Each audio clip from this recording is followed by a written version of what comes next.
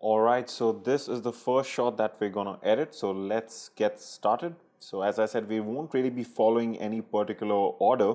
So but of course, we'll be covering most of these things as and when required. So right now, we're under this panel here, and we're under the basic module. So I'm just gonna click this, and you'll see this is usually already open, but you can also close all these modules down, and we're gonna be of course looking at most of these and all of these throughout this course. So in the basic module, as the name suggests, you have some very basic functions for editing your shot. Now this is a shot which I deliberately underexposed for this course, and we're going to just completely make it absolutely correct using just some very quick editing. So this is a raw file, and that's one of the reasons it's always advisable to shoot raw, is because your camera captures much more information, all the data and the light, and it's much easier to edit raw images. So even though this is severely underexposed, you can see that the tractor is really dark, even the grass here is really dark, but because this was a raw image, you can easily edit this. You can also edit a JPEG image, that's not a problem, the compressed JPEG image, but it's much easier for the software to work with the raw image, as we're just about to find out. So what we're going to do is the first few sliders, I'm just going to come back to these slightly later, which are temperature and tint. We're going to start with this one, which is exposure. So as the name suggests, exposure just means we're talking about the brightness of the shot. So if I raise the exposure, it's going to increase the brightness of the whole shot together, right? So this is something I don't want to do, because the problem is that you can see if we do this, we completely lose, the tractor becomes fine, but we completely lose the details in the sky. So I'm just going to press on Control and Z or Control Z, and that is just going to undo things. If you're using a Mac, it's going to be Command, and Alt is going to be Option, so it won't be possible for me to say that every time, but I think that is understandable. The controls remain pretty much the same no matter what you're using. So one way to get back is to, if you've done something and you want to get back, is to just press Control Z or Command Z like this. That undoes the thing. Another thing you can do is you can just double click on whatever you change. So if I just double click on this term exposure, it's just gonna take it back to the original, whatever it was by default. So that's one thing for you. Then we have something called as a contrast slider, which what it does is it's going to make bright things brighter, and it's going to make dark things darker. So you can see if I do this, this is not really helping us. The opposite is okay in this case, but again, we're not going to be using this function right now. So later on you'll see when contrast is used, because like I said, we're going to be, for this warm-up session, we have some other images also. So not everything will apply to a particular image. Not all the sliders will apply to one image, but you'll start to get the hang of things. Now in this image, this part is really important, especially the two sliders here, which are highlights and shadows. So when it comes to highlights, what we're basically talking about are the bright areas in the shot. So, and shadows are the dark areas in the shot. So in this shot, the brighter areas refer to the sky here, because you can see that is the brighter part where the sun was setting, and the darker parts refer to the tractor and this ground that you can see. So what we need to do is we can raise shadows here. So if I increase this slider, what you'll find is that Lightroom only increases the exposure of the shadows. That means it only brightens up the shadows. It doesn't do this for the whole scene like what had happened when we used it with exposure. Exposure does it for the whole image. But what we wanted was mainly to recover the details from the dark parts. Now you can see that this image is starting to come alive. It's starting to look like an HDR image, which is a high dynamic range, which is a technique of shooting in which you take multiple shots of different exposures and then you blend them together.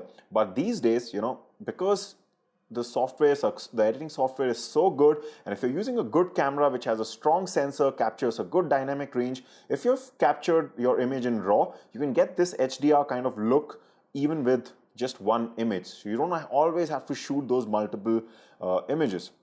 So what we're going to do next is that even though we have raised the shadows fully, I still feel it's still slightly dark. So then we can go on to exposure, and we can just slightly raise this till the time we start liking the foreground in which the tractor and the ground is there. And don't be afraid even if you start to lose details here, because we have this highlight slider. This will help us get back the details in the sky. So primarily right now we're just focusing on the foreground. So I think this looks absolutely fantastic for the tractor and the ground. But of course, we've started to lose some details in the sky here. So what I'm going to do right now is I'm just going to reduce the highlights. Highlights, like I told you, refer to the bright areas of the shot. And if we, just like we raise the shadows, this time we're actually going to decrease the highlights here so that we start to decrease the exposure only for the brighter area so that we can start to see more detail here. So let's do this. And you can see the moment I do this, we go from here to this, and you can see that's a huge difference. Now we start to see these clouds and all the details of the nice sunset are all visible to us. Now at this point, I want to tell you about an important shortcut that will help you to just monitor the changes that you've made as compared to the original. So one way to do that is that you can just go down here and you have this, if you're not seeing this, any of the tabs here, they all can be accessed, from this things. You can probably find it here. It'll be unchecked or something, but usually you'll be seeing this bar here where you have these buttons. If sometimes you don't see something, they're usually these small arrows in Lightroom which you can just click and it hides, and you can open them up like this. But you'll find something like this here, and if I just hover over this, you'll see it says cycles between before and after views. If I just click on this, if I just keep on clicking on this, so this is one way to test your before and after. If I keep clicking on this, I like something like this where I'm seeing both separately, or like this, but you can kind of see what was the original and how far have you come. And this is especially important in edits where you're doing very subtle amount of editing, not going full gung-ho like this one, but in subtle edits, it's very important that you can just cycle back and forth. When you want to come back to the original, you can just press this first button here and you come back to the original. Now, an important shortcut, an easier way to do this is to press this / key, which is under your backspace, which is leaning towards the left. So if I press this key, it just shows me the before, and if I press it again, it just shows me the after. So it just kind of saves time, and you're just one press of the button away, and you can do this very quickly. So I find this much more convenient. Before and after. Again, is the key which is leaning towards the left. So I'm not sure what it's called, but it's just under the backspace. I'm sure you'll find it, like you can see in front of you.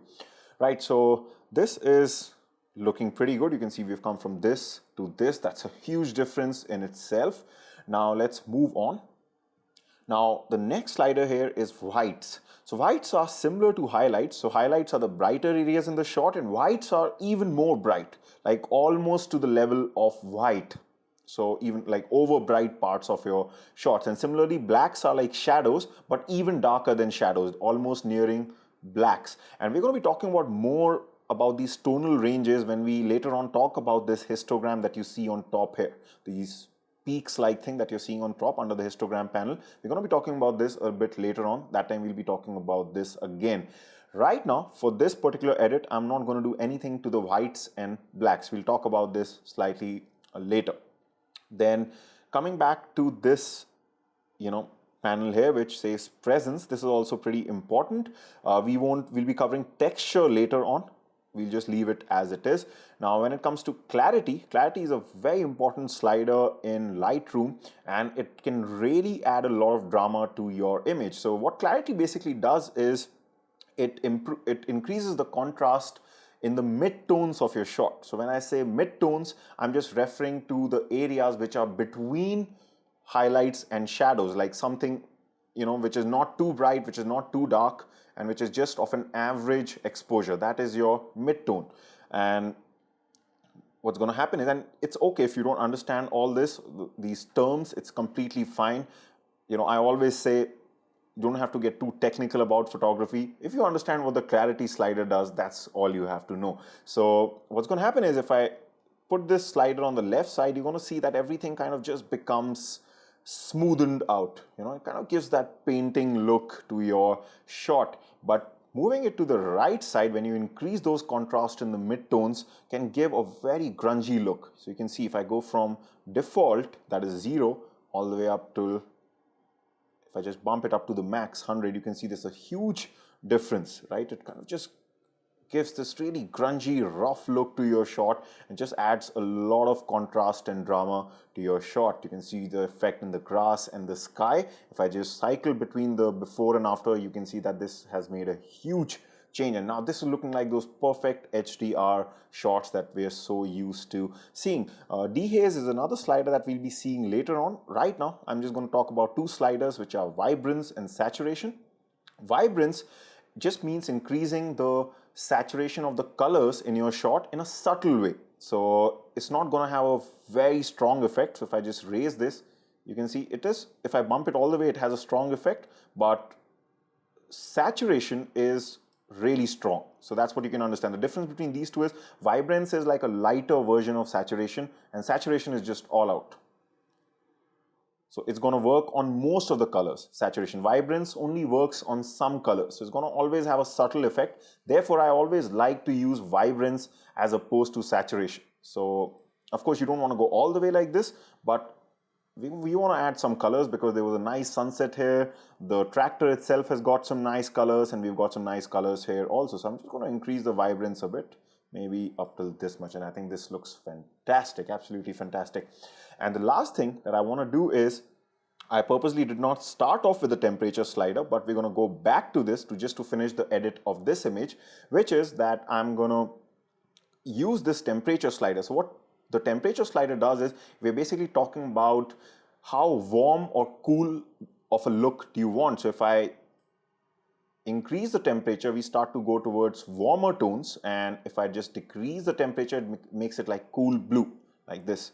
So this is something similar to your color balance, what you must be used to knowing when you're shooting. So either I can make it warm or cool, and tint is more to do with the color cast. So if I move towards the righter, we kind of get a magenta color cast in our shot, and if I move towards the left side, we kind of get this greenish color cast. I don't really use tint that much. So I'm just going to double click on this. I'm not going to make any adjustments here. If you ever feel maybe in some other edits we'll be seeing where something is too reddish or greenish, maybe we can move around tint. But this is something I do use for creative effects, which is this temperature slider, because let's say in this shot we know that this is being shot during the sunset, and we want to just reproduce a bit of warmth that we are so used to seeing when a sun is setting. So I'm just going to increase this temperature slider a bit just to give it that warmth of a sunset. Maybe this will be too much. Maybe I'll just be slightly subtle about it. I think this is good. So we kind of just made this shot a bit warmer. Later on, we'll be also talking about white balance and all these things that you're seeing here. But right now, these were just some basic edits to our first shot. And I think this is looking pretty good. And if I just show you the before, what we started off with, the absolutely unedited raw file, which was severely underexposed. And boom, within some seconds of editing, we've gone from this to this, and that is absolutely fantastic. We've got an HDR looking image with just one shot. That is the power of Lightroom when you're working, especially with raw images. So I hope you like this edit. We'll continue editing in this warm-up section. We'll see the next image in the next video. See you there.